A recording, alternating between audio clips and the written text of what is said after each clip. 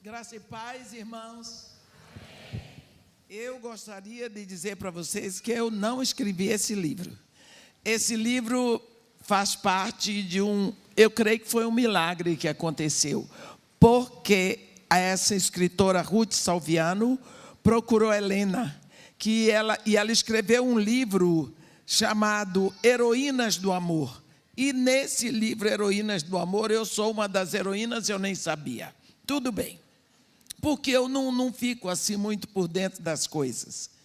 E ela pesquisou muito a minha vida e tudo, e ela queria escrever um livro sobre mim, e ela então procurou Helena Tanuri, que nós andamos juntos, e Helena me convenceu a permitir. Tudo bem, eu permiti. Helena entrou com a parte das devocionais, Ruth Salviano escreveu, e veio numa época que eu creio que era necessário. Esse livro foi lançado para os meus 80 anos, lá na Turquia, foi uma surpresa para mim. Festejei os 80 anos na Turquia, olha que chique. Aí, sabe, eu não sei se vocês, eu vou gastar 5 minutos, porque daqui a amanhã eu vou embora, pastor Jeremias não vai poder brigar.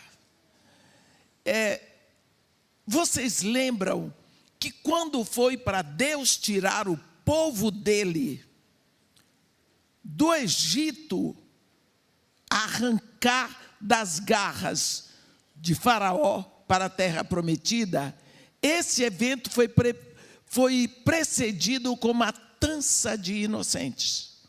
Mataram-se as crianças para impedir que o homem que ia tirar morresse no meio deles. Então, esse evento foi marcado por matança de inocentes. E esta matança foi ordenada pelo rei, quer dizer, pela autoridade maior. Depois nós vamos ver que quando Deus envia o seu Filho para transportar o povo do império das trevas para o reino de Deus, houve matança de inocentes também ordenada pelo rei Herodes. Eu não sei se vocês percebem que o mundo está interessado em matança de crianças. Não é uma coisa no Brasil, é no mundo todo. As pessoas estão incentivando aborto. Isso é matança de inocentes. Então, me parece que existe um mover que vem do governo, da autoridade, para matar inocentes. Então, esse livro veio no momento em que eu me lembro, quando o meu pai traiu a esposa dele com a minha mãe, lógico. E na hora que a mamãe procurou uma parteira para fazer o aborto, a parteira foi falar com a mulher do meu pai. Foi entregar o negócio. Olha, fulana de tal está grávida do seu marido, me pediu para fazer o aborto. A minha madrasta foi para a minha mãe e disse: não mate essa criança. Minha madrasta era o maior espírito cristão que eu já vi neste mundo. Porque você sabia que ele é casado comigo? Esta criança é filha do meu marido. Ela é irmã dos meus filhos, ela tem a ver comigo. Não mate. Foi a minha madrasta, Deus usou a minha madrasta para impedir que eu nascesse. Para que eu não tivesse impedida de nascer. Então, esse negócio de aborto mexe um pouco comigo, porque eu gosto muito de ter nascido. Eu sou muito feliz de ter nascido. Entende? Então, sabe, às vezes, historinhas, essas coisas pequenas, que a Ruth pegou e botou nesse livro. E coisas assim que se passam lá no projeto do Morro Dona Marta, algumas experiências. Não é uma grande coisa, mas é um livro que foi... Eu não estou fazendo propaganda, só estou explicando o título que ela deu. Resgatada para resgatar. E explicando que não fui eu que escrevi o livro. Tá? Muito obrigada. Agora vamos trabalhar. Eu quero convidar a igreja para abrir a Bíblia na primeira carta do apóstolo João, no capítulo 2.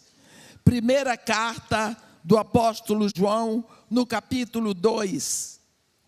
Vamos começar a leitura no versículo 15. Onde o apóstolo diz assim: não ameis o mundo, nem as coisas que há no mundo. Se alguém amar o mundo, o amor do Pai não está nele. Porque tudo o que há no mundo, a concupiscência da carne, a concupiscência dos olhos, a soberba da vida, não procede do Pai, procede do mundo. Ora, o mundo passa, bem como a sua concupiscência. Aquele, porém, que faz a vontade de Deus, permanece eternamente. Amém. Aqui nós vemos o apóstolo João endereçando essa carta para nós. Ele estava escrevendo, não era para a população de Éfeso, mas era para um povo selecionado em Éfeso. Eram os filhos de Deus, era a igreja que estava ali. E ele aqui, ele diz: não ameis o mundo, porque se você ama o mundo, o amor do Pai não está em você. Ele diz: tudo o que vem do mundo, a concupiscência dos olhos, a concupiscência da carne, a soberba da vida, não procede de Deus, mas procede do mundo. E quando ele vai falando muito sobre o mundo, ele diz que esta é a vitória que vence o mundo, é a nossa fé. Quando ele fala em mundo, ele não está falando no cosmos. Ele está falando em um sistema que é estabelecido aqui na terra, cujo príncipe é Satanás. Tudo o que vem da mente de Satanás se chama mundo. Eu vou fazer um parêntese para explicar uma coisa. Quando Jesus Cristo, lá em Lucas 12:49, ele abre a boca e diz assim: eu vim para atear fogo sobre a terra, e bem quisera que já estivesse a arder. Ele não é um incendiário, mas ele vai fazer uma coisa com fogo. João Batista diz: eu vos batizo com água para arrependimento, mas depois de mim vem o varão de cujas sandálias eu não sou digno de desatar as correias da sandália. Ele vos batizará com fogo e com o Espírito Santo. Batizar é imergir. João imergia as pessoas na água. Quando a pessoa saía dali, ela ia andando, a água ia descendo. Mas Jesus vem e nos batiza no fogo. E quando nós saímos daí, nós somos uma tocha apontando para cima. Por que o batismo de Jesus é no fogo? Porque ele nos faz uma tocha apontando para cima. Porque o fogo tem a capacidade de puxar para cima. Você vê um balão, você constrói o balão, na boca do balão põe um aro, naquele aro prende uma bucha, na hora de soltar o balão não vai para canto nenhum. Ele embebe aquela bucha no material inflamável. Toca fogo na bucha, o balão começa a se encher de ar quente e começa a subir, porque o fogo impulsiona para cima. O nosso planeta fica solto no espaço, porque embora tenha muitas camadas por fora, dentro, bem no centro, ele tem uma camada chamada pirosfera, uma camada de fogo. Deus botou fogo no centro da Terra, então faz com que esse planeta permaneça solto no ar, sem jamais cair. Ele tem movimento de translação, de rotação e não sei quantos outros. Mas ele não cai porque ele tem fogo no centro. E esse fogo mantém o planeta suspenso. Quando Jesus vem, batiza você no fogo, ele imerge você no fogo, você sai dali apontando para cima. Jesus Cristo, com isso, não está tirando você do planeta Terra. Ele está tirando você de um sistema chamado mundo. Você começa a sair do mundo. Pouco a pouco, você vai se desligando de coisas que estão no mundo, que antes você era preso àquilo. Quantas coisas que você fazia antes e que você diz, engraçado, eu perdi o gosto por determinada coisa. Gente, como é que eu gostava tanto daquele sambão? Não podia ficar sem ir no sambão sábado e agora não estou nem aí. Quantas coisas que você não podia viver sem aquilo? Depois você diz, eu estou estranho. As pessoas começam a ver que você está estranho, você está sendo retirado desse sistema chamado mundo. E esse sistema de Satanás chamado mundo, isso atrai os nossos olhos. Ele chama a atenção, ele atrai, ele é brilhante. Você vê na tentação de Jesus, uma das investidas de Satanás foi levar Jesus a um lugar bem alto e dizer para ele, olha aí, está vendo? Todos os reinos do mundo, a Bíblia diz em Mateus 4, versículo 8, levou ainda o diabo a um monte muito alto, mostrou-lhe todos os reinos do mundo e a glória deles. E lhe disse, tudo isto te darei, se prostrado me adorares. Mostrou tudo aquilo que enche os olhos. Tudo eu te darei, todos os tesouros do mundo. Tem alguém que diga, Satanás estava blefando? Não estava não. Isso que tem aqui vai ficar para ele. Vou te dar, eu só quero que tu me adores. Então, Satanás, isso tudo que está aí no mundo, que enche os nossos olhos, que nos desperta desejos, e que quantas vezes tem arruinado a nossa vida, faz parte de um sistema chamado mundo. Por isso, João diz, não ameis o mundo, nem as coisas que há no mundo. Se alguém amar o mundo, o amor do Pai não está nele. Porque tudo que há no mundo, a concupiscência da carne, a concupiscência dos olhos, a soberba da vida, não procede do Pai, mas procede do mundo. O mundo passa, bem como a sua concupiscência. Aquele, porém, que faz a vontade de Deus, permanece eternamente. Quando pensamos nisso, falando sobre concupiscência dos olhos, para onde você está olhando? E de que forma isso tem afetado a sua vida, para lhe fazer uma pessoa ansiosa? Porque quantas vezes ficamos ansiosos pelas coisas que vemos, pelas coisas que desejamos e que muitas delas se tornam para nós necessidade. Vamos ver que o primeiro pecado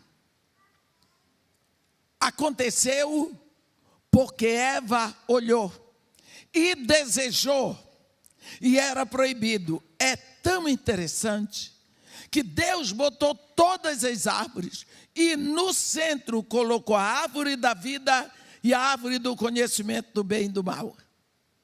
E Deus avisou: no dia em que dela comeres, certamente morrerás.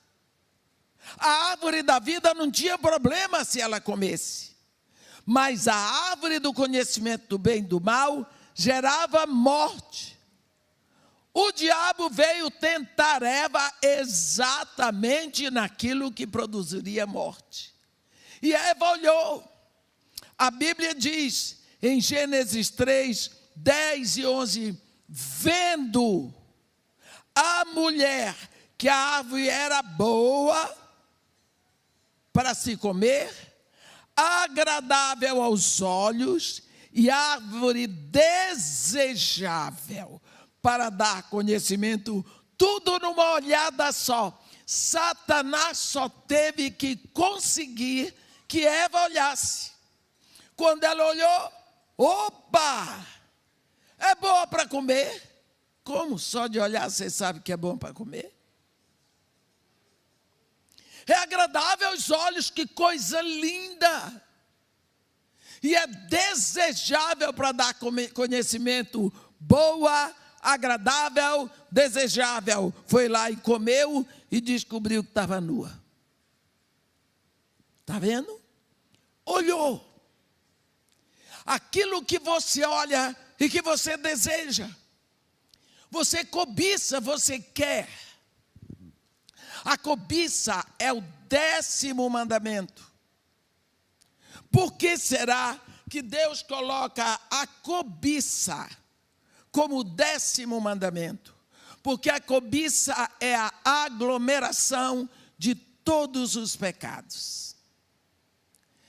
A cobiça nos leva a sentir necessidade daquilo que não é necessário. Na maioria das vezes nós queremos porque o outro tem.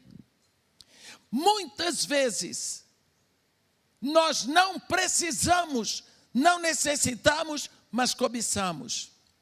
Hoje nós temos uma gama de pessoas que sofrem exatamente por causa da cobiça. Pessoas que estão viciadas em comprar. Elas compram sem precisar, mas elas compram porque tem que comprar.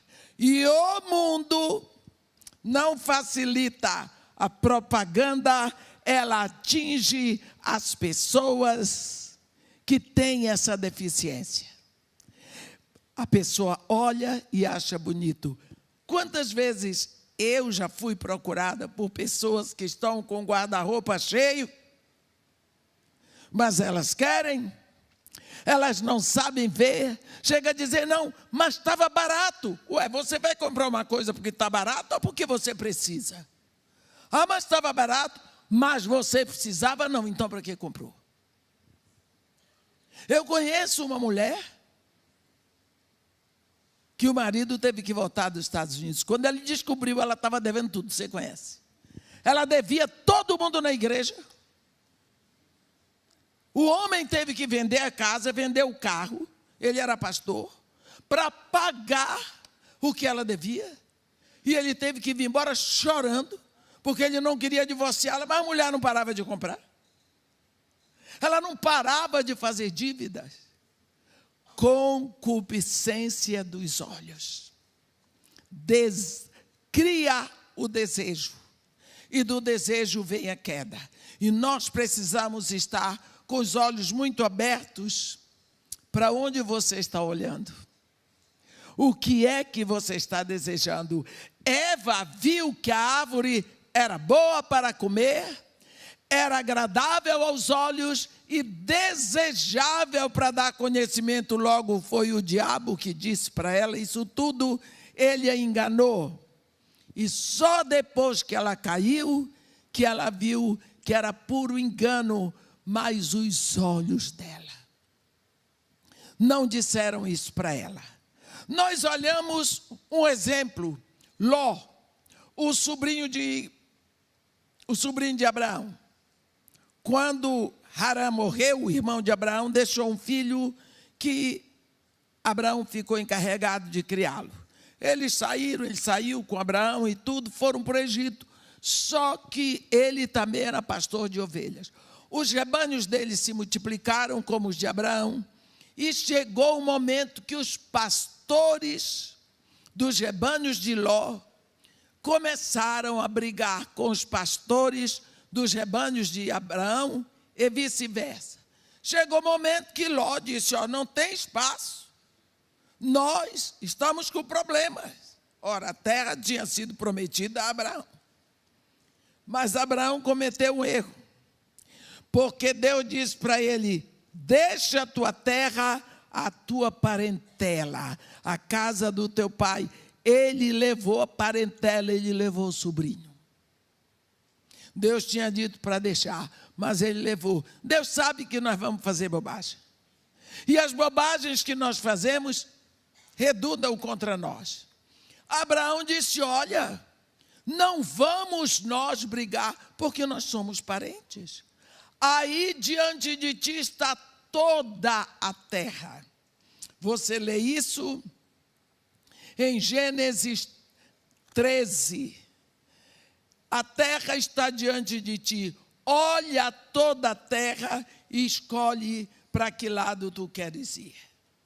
Gênesis 13. Levantou, versículo 9 de Gênesis 13. Acaso não está diante de ti toda a terra? Peço-te que te apartes de mim. Se fores para a esquerda, irei para a direita. Se fores para a direita, irei para a esquerda. Levantou Ló os olhos e viu toda a campina do Jordão, que era toda bem regada, antes de haver o Senhor destruído Sodoma e Gomorra. Como o jardim do Senhor, como a terra do Egito, como quem vai para Zoar. Então Ló, ele olhou, escolheu para si toda a campina do Jordão e partiu para o Oriente, separando-se um do outro, habitou Abraão na terra de Canaã. E Ló, nas cidades da campina, e armando suas tendas até chegar em Sodoma. Ele olhou, Abraão disse, olha, e escolhe o que tu queres. Os olhos se encheram pelo que ele viu. Os olhos se encheram, ele disse, eu quero daqui. É campina bem regada, tem muito pasto, aqui eu vou prosperar. Só que ele não sabia que toda a prosperidade dele um dia ia virar cinza. Até a mulher dele se transformou em estátua de sal, porque ele foi pelo desejo dos olhos.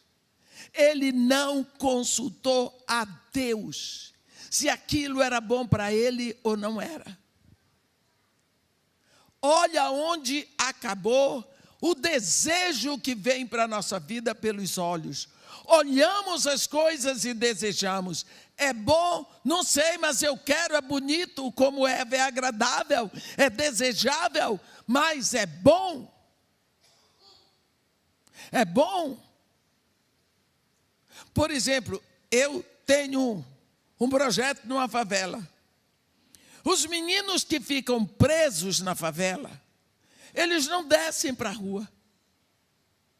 Eles não descem. Eles não podem descer. Eles têm cordão de ouro, têm o celular mais caro, o boné mais caro, o tênis mais caro, tudo dentro da favela. Tudo de ouro. Bolo de dinheiro. Armas caríssimas. Mas eles não podem sair do gueto. Por quê? Mas eles veem na televisão tudo que podem ter e desejam e compram, mas estão presos. Eles não têm liberdade. Vocês estão vendo até que ponto a pessoa pode ser presa de uma maldição que vem pelos olhos? Não é? Eu não tenho aquele ouro, nem aquele dinheiro, nem aquela roupa cara, mas eu estou solta, livre. Eu posso ir em todos os lugares, eu tenho documento. mas ficam presos pela concupiscência dos olhos. Outro exemplo que nós podemos dar, Acã, a Bíblia está cheia de exemplos para nós. Você lê no capítulo 7 do livro de Josué, o que aconteceu com Acã. Eles foram para a destruição de Jericó. E aí eles foram derrotados. Porque Deus tinha dito, quando vocês chegarem em Jericó, vocês saqueiam a cidade. E nada de lá vocês tirem. Apenas o ouro, a prata, o cobre e o bronze vão ser tirados para os tesouros do Senhor. Nada de lá vocês peguem. Acã não obedeceu. Quando eles chegaram em Ai, foram derrotados. Muitos morreram. Josué foi perguntar a Deus: o que foi que aconteceu? E ficou certo que alguém ali tinha desobedecido. Um homem era a causa da mortandade. E depois de Josué fazer todo aquele trabalho que nós lemos no capítulo 7 do livro, jogou as sortes, caiu sobre Acã. Ele diz a Acã: filho meu, dá glória ao Senhor, Deus de Israel, e a Ele rei de louvores, e declara-me agora o que fizestes, não me ocultes. Respondeu Acã a Josué e disse: verdadeiramente pequei contra o Senhor Deus de Israel, e fiz assim e assim. Quando vi, olha os olhos, Eva viu, Ló viu, Acã viu.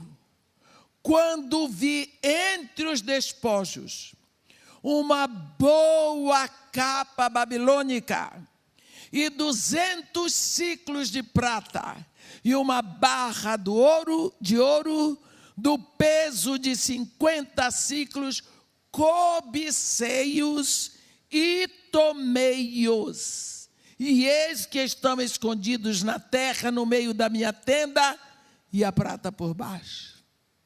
Eu vi, cobicei-os e tomei-os.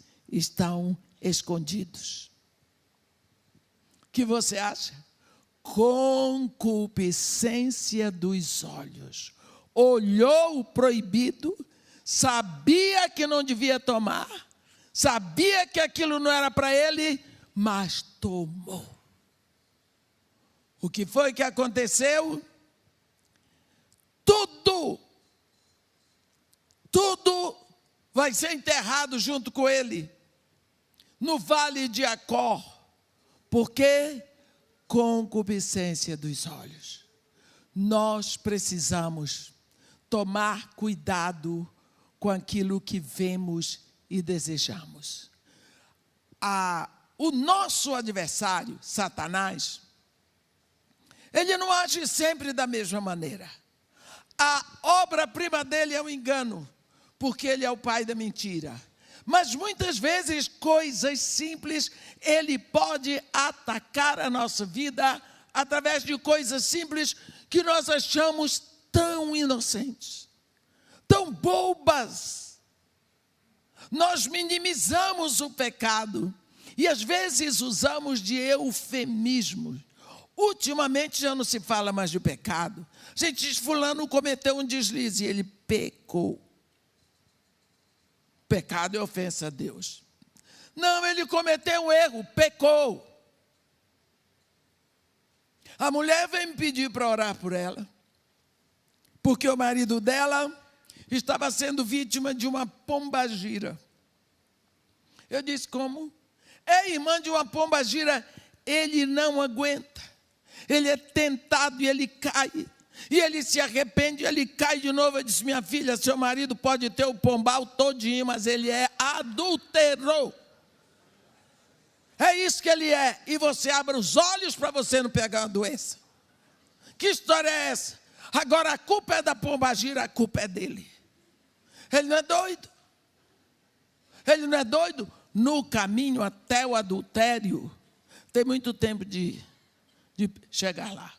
Tem um flerte, tem um convite, tem o caminho do chiqueiro, até acontecer, dava para ter parado. Então não tem pombagira, não estou defendendo as pombagiras. Estou simplesmente dizendo que pecado é ofensa a Deus. Tem um momento no livro do profeta Jeremias, em que os príncipes do rei botaram Jeremias dentro da cisterna. A cisterna seca de água só tinha lama, aranha, formiga, lama, aquela coisa horrível. Ficou atolado até a cintura, o profeta lá naquele escuro. Quando Ebed-Meleque era um etíope, eunuco, empregado da casa do rei, quando ele ficou sabendo o que tinham feito ao profeta, ele foi ao rei e disse: rei, meu senhor, fizeram mal tudo o que esses homens fizeram ao profeta Jeremias, no lugar onde está vai morrer. Eles botaram o homem lá para morrer. Sabe o que ia acontecer?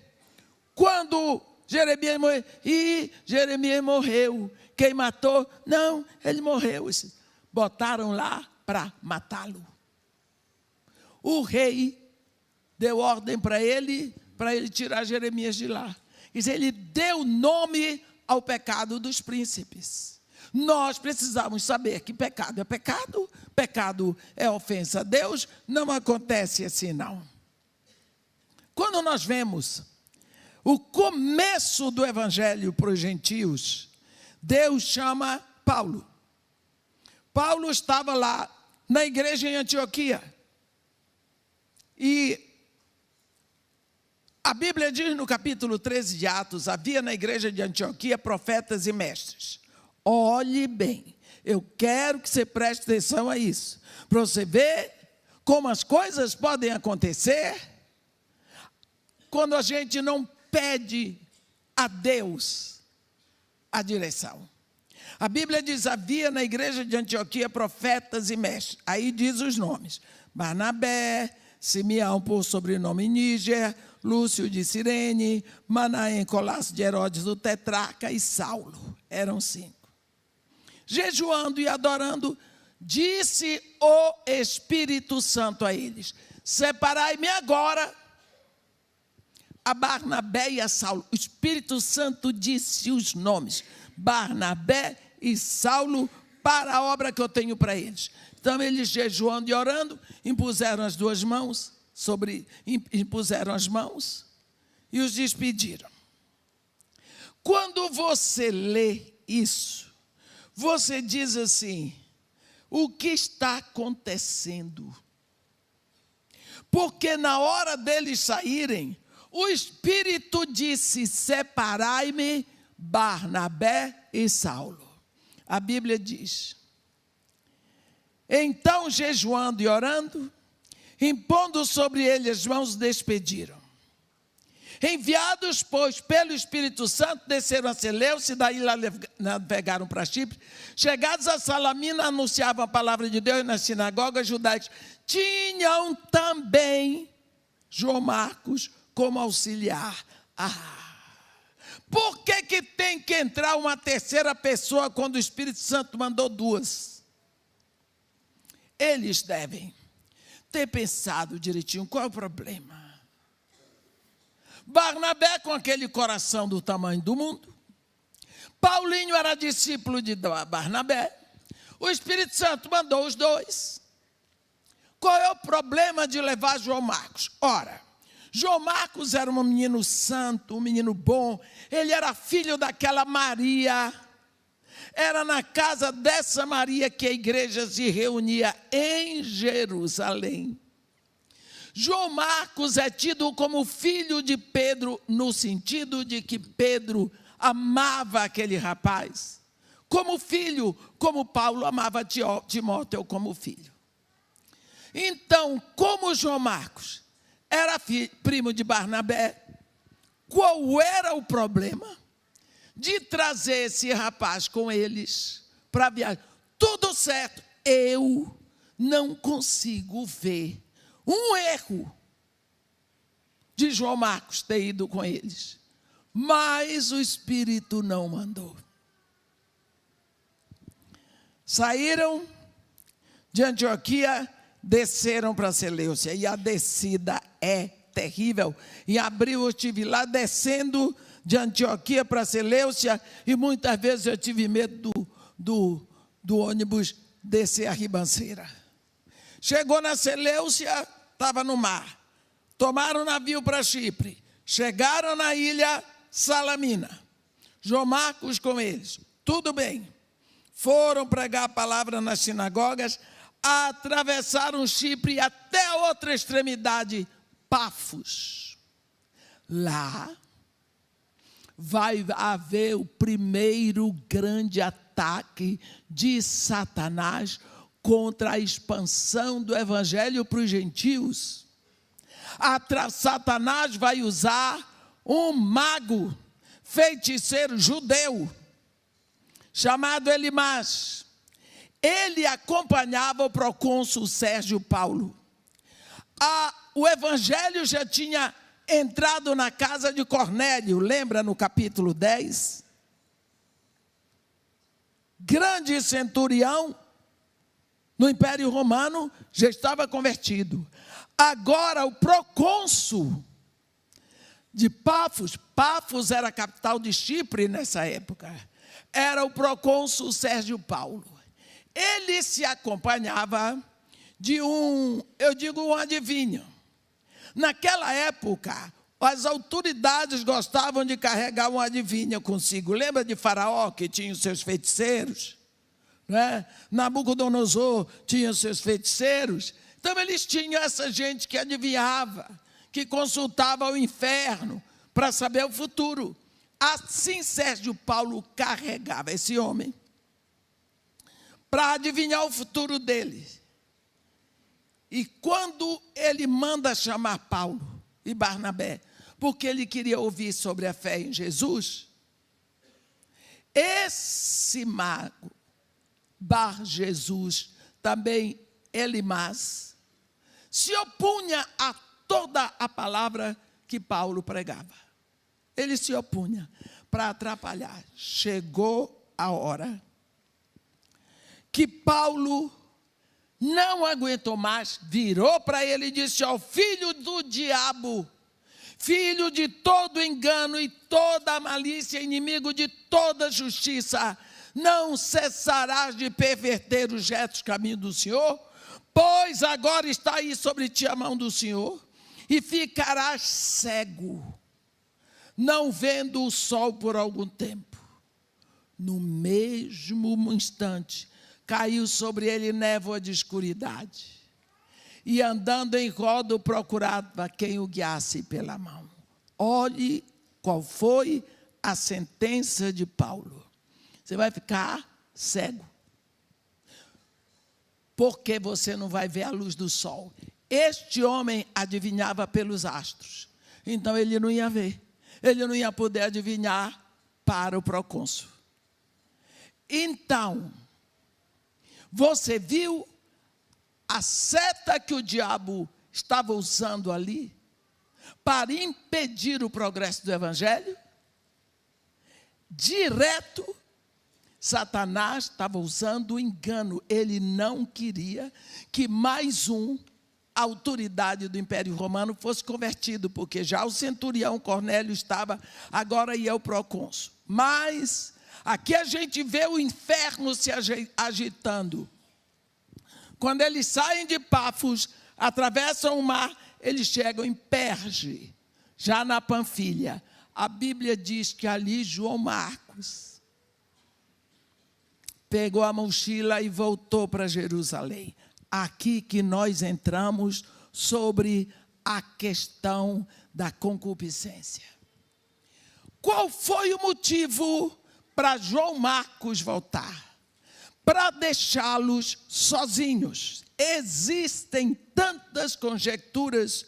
Para mim, a única explicação é a seguinte: o Espírito Santo não nomeou João Marcos para aquela viagem. Para mim, isso é suficiente. Mas eu conheço todas as outras explicações teológicas. Não vamos ficar presas a elas. Mas uma coisa é certa: a brecha estava no fato de que João Marcos tinha sido escolhido com a melhor intenção humana, mas não era de Deus. Foi a lógica humana, a emoção humana, que trouxe aquele menino para a primeira viagem dos apóstolos. Exatamente na hora em que eles tinham que subir os montes Tauros para ir para Antioquia da Pisídia.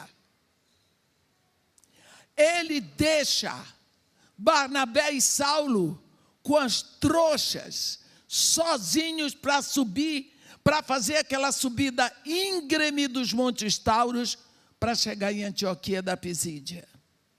Dizem que foi nessa época que Paulo teve a primeira malária. Por que eu estou dizendo isso? Porque quantas vezes nós decidimos fazer coisas no reino de Deus sem Deus ser mandado? Quantas pessoas dizem para mim: irmã, eu queria nas minhas férias ter um tempo para lhe ajudar lá no Morro Dona Marta.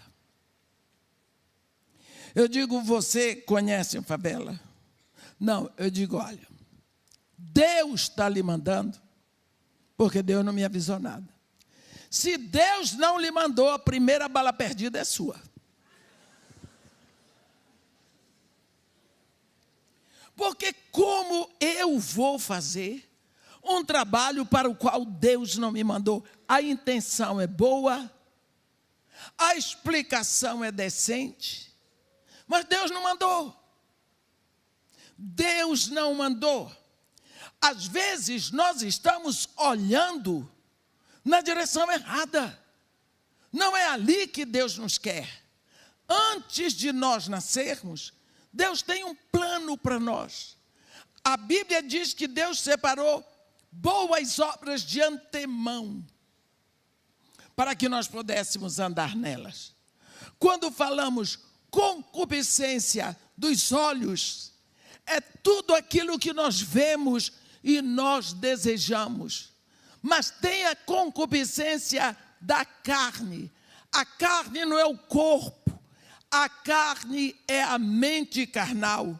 Quantas vezes nós ficamos atrapalhados e pecamos pela concupiscência da carne? É todo o desejo que vem para nós, da nossa mente carnal. E nós sabemos que a nossa mente carnal, ela recebe esse nome porque ela deixou de ser uma mente espiritual na hora que o espírito morreu. Porque quando Deus disse para Adão: de toda árvore comerás livremente, menos de uma, menos da árvore do conhecimento do bem e do mal, porque do dia em que dela comeres certamente morrerás. O homem comeu. O que foi que morreu no homem? O espírito. Então a alma do homem, que era uma alma espiritual, que era dirigida por um espírito abastecido em Deus, essa alma agora olha e vê um espírito morto, um defunto espiritual, porque o espírito no homem morreu, mas ele não desapareceu. A alma pensa: eu fui feita para ser dirigida por um espírito, mas agora esse espírito está morto, ela vai ser dirigida pelo espírito que está no mundo. Então a nossa alma se torna uma alma carnal ou mundana. E esta alma carnal ou mundana é que nós chamamos carne. Quando a Bíblia chama carne, ela não está falando do corpo, ela está falando de uma mente que se satisfaz porque deseja as coisas do mundo. Então, a Bíblia fala aqui, em 1 de João 2, da concupiscência dos olhos, mas fala da concupiscência da carne. A nossa mente deseja as coisas que são contra o desejo de Deus. Coisas que Deus não quer para nós. Coisas que Deus proibiu para nós. Mas a nossa mente deseja, porque ela está sob a ação do mundo. E Paulo dá uma lista de desejos que estão na nossa alma: prostituição, impureza, lascívia, prostituição, impureza, lascívia, impureza, idolatria, inimizades, porfias, iras, discórdias, contendas, facção, dissensão, invejas, ciúmes, bebedices, glutonarias. Tudo isso parte da nossa mente. E nós não podemos dizer que não temos luta contra isso. A prostituição leva a pessoa a gostar de imoralidade sexual. Gosta. Ouve uma piada imoral. Ah, mas é tão inteligente. E gosta tanto e ri. Ri. Não acha que está fazendo. Eu não estou praticando nenhuma imoralidade. Só estou achando engraçado. Está vendo? Está satisfazendo a alma. Eu me lembro de uma vez. Eu tenho um maior trabalho para fazer o melhor para aquelas crianças da casa de Maria e Marta. Um final de semana eu estava pregando lá, mas só ia à noite. Resolvi passar lá. Um sábado ia ter uma festinha na quadra de samba. E eu vi minhas crianças por lá, iam se apresentar com a turma da Associação de Moradores. Eu disse, mas como é que é isso? Porque eu não sabia de nada. Procurei saber. Não, é que o pessoal da Associação de Moradores ensaiou com as crianças aí, Escola do Professor Raimundo. E os personagens eram as crianças. Eu disse, mas criança fazendo esse programa? Eu disse, traz as crianças que eu vou querer saber como é que eles vão se apresentar. Você precisava ver a imoralidade que ensinaram as crianças para elas representarem. E as mães achavam engraçado o filho dizer aquilo, fazer aqueles gestos.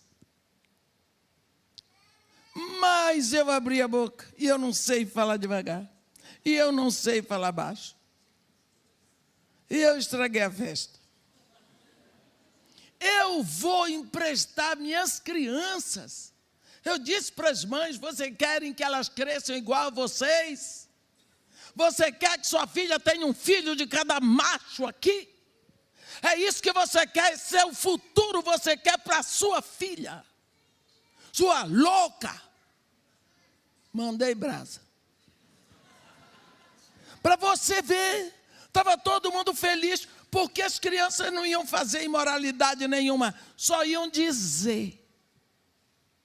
Tudo que vem da carne, do mundo, concupiscência da carne, a toda aquela imoralidade, eles se divertiam. O que é isso? É prostituição, que é a tendência da mente para tudo aquilo que é impuro.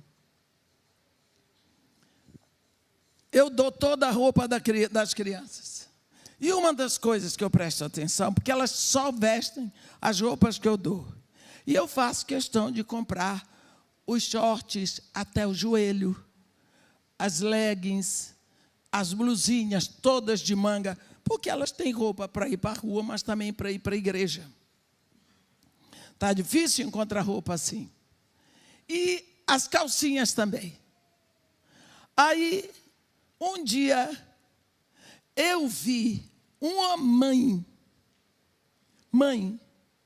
irmã, mas a senhora, em vez de comprar calcinha, compra samba canção. Está vendo? Eu tenho cuidado, porque aquelas meninas, elas são crianças. O Morro Dona Marta não tem rua, só tem escada. Criança, senta, eu estava vendo aqui. Elas estão de saia, elas não querem saber para onde vão as pernas. E aqueles homens estão olhando. Não é? Então, qual é o papel da mãe? Não é proteger? Ensinar a menina a se vestir? Uma das coisas que eu agradeço a Deus pela minha nora, eu sempre vi aquela moça botar minhas netas de vestido e com shortinho por baixo. Como eu agradeço a Deus pela vida daquela moça que se veste com tanta decência. Aí eu peguei e disse para a mãe, senta aqui. Você acha que eu compro calcinha samba canção para dar para as crianças? Se sua mãe tivesse feito isso com você, você não tinha ficado assim como você é. Eu caio em cima. Eu caio em cima. Porque eu pago mais caro para dar esse tipo de roupa interna para sua filha. Você está vendo a tendência hoje?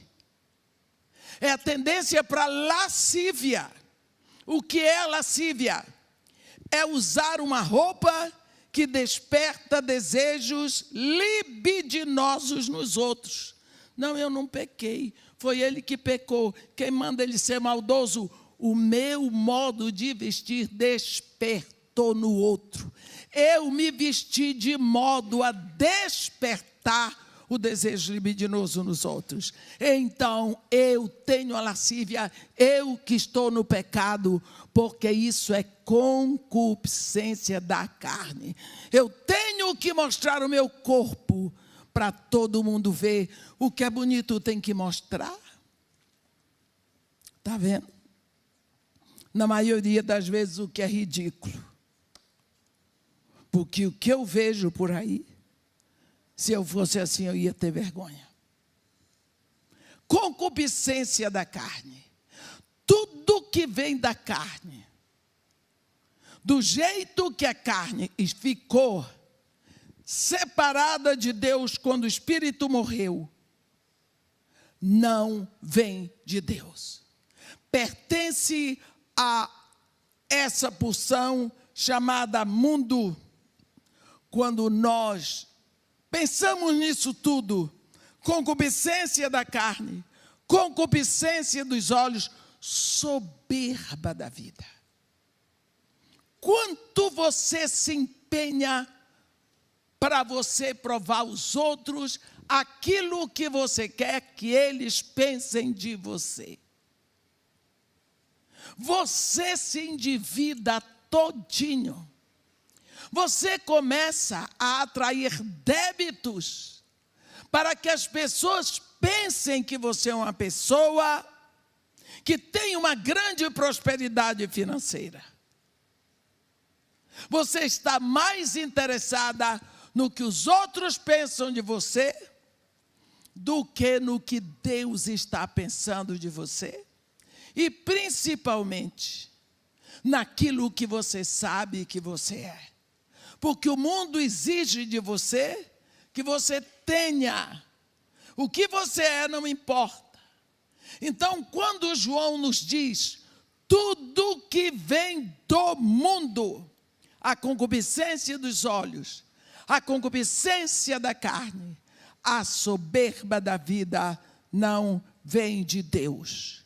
Mas ele deixa claro para nós, o mundo passa, todo esse sistema que nós vemos. Ele passa. A concupiscência dele também, o chamado para atrair a nossa atenção. Mas aquele que faz a vontade de Deus permanece para sempre. Portanto, meus irmãos, vamos pensar um pouco o que está nos movendo, o que está nos levando a adquirir coisas. Por que eu vou comprar isso? Será que eu preciso? É necessário que você saiba que o seu Deus e Pai, Ele é Jiré. Ele é o provedor. Ele supre as nossas necessidades e não a nossa vaidade. Nós somos consumidos, nós somos esmagados pela vaidade, mas Deus, Ele supre a nossa necessidade. É preciso que você pense o que é necessidade e o que é vaidade. Se você olhar o seu guarda-roupa, você vai ver tanta coisa, tanto dinheiro que você não precisava ter gasto. Se você olha a sua casa, tanta coisa que você não precisa gastar dinheiro, mas você gastou. E isso tudo traz para você desgaste, porque você faz questão de se apresentar do jeito que você gostaria de ser. Vamos pensar se isso agrada a Deus, ou se isso tira a nossa paz, a nossa satisfação, a nossa inteireza. Quantas vezes nós estamos perdendo o sono, sem necessidade?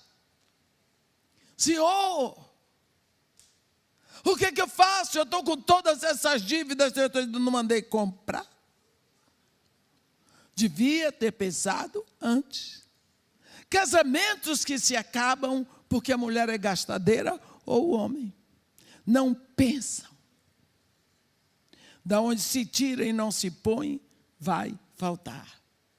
E Deus está interessado em suprir as nossas necessidades. Eu tenho um projeto, Morro Dona Marta, eu sempre achei que Deus me usava para suprir a necessidade.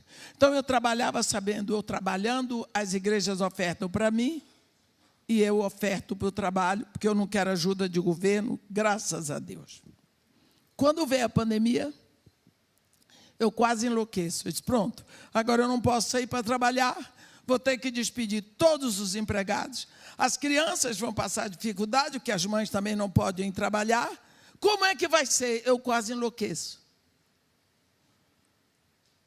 Aí, eu liguei para um pastor nos Estados Unidos, disse, o senhor disse que tudo o que eu prego na sua igreja, o senhor põe no YouTube e que está monetizando, não sei o quê, pastor, se eu mandar umas pregaçõezinhas de 5 minutos, o senhor põe no YouTube, mande de 5, 10, meia hora, que eu vou botar. Foi quando eu abri a rede social e descobri que eu tinha um Instagram que eu não sabia que tinha. Alguém usava o meu nome, tinha um Instagram com o meu nome, eu não sabia, dava aconselhamento, recebia ofertas, só não aceitava convite para pregar. E era uma pastora. Tudo bem. Tudo bem. Meus irmãos, comecei a pregar. Botei lá o número, o banco, tudo da casa de Maria e Marta. Eu vou dizer para você, eu nunca vi tanto dinheiro. Eu nunca tinha visto tanto dinheiro na casa de Maria e Marta. Deus estava me dizendo, ei, não é você que supre não, nega véia, sou eu. Eu sou o supridor, sou eu que lhe dou saúde, vida, o trabalho. Eu movimento as igrejas para lhe chamarem. Sou eu, não é você não. Eu aprendi que Deus supre. Eu pregava isso. Mas eu ainda não tinha visto o suprimento de Jiré. Eu nunca vi tanto dinheiro na casa de Maria e Marta. Essa veio para mim nessa época preocupada. Nunca tinha me visto. A Ângela, preocupada, como que eu ia pagar salário? Eu não demiti nenhum funcionário. Passei a dar 2 cestas básicas por semana. E aí eu descobri que dando cesta básica tem que dar o gás. E quanto mais eu dava, mais tinha. Nunca sobrou. Nunca faltou. Por quê? As pessoas perguntam, mas a casa de Maria e Marta não tem cartão de crédito? Eu digo, não. A senhora vai comprar à vista? É. Outro dia eu tive que comprar 5 computadores. Um pastor, quando eu desci do morro, o professor de informática me disse isso. Eu disse, vamos comprar. Eu tinha dinheiro para comprar 2 na conta. Quando eu cheguei em casa, a Ângela disse para mim, mamãe, ela me chama Mamãe Ursa. O pastor, eu vou dizer o nome. Esqueci. O pastor Maurílio da Milagre Sou Um ligou e disse que sentiu no coração, olha que coração, o desejo de mandar uma oferta para a casa de Maria e Marta. Mandou 10 mil reais, não foi? Hein? 12, já diminuíram. 12. Eu somei com o que tinha, era o dinheiro dos computadores. Preste atenção. Desci lá no Ponto Frio. Quando eu vou comprar, a moça disse, quantas vezes a senhora vai dividir? Eu disse, é à vista. À vista? Eu digo, vai à vista. O dinheiro não era para isso? Era.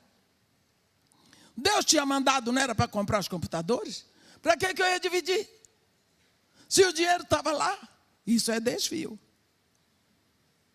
Comprei os computadores.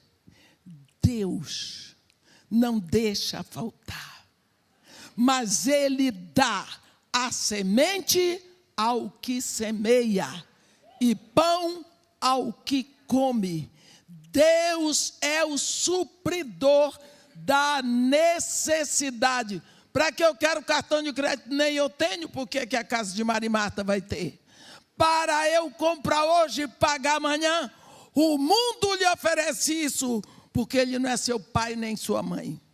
Como é que você está comendo hoje? Vai pagar amanhã. Isso é uma forma.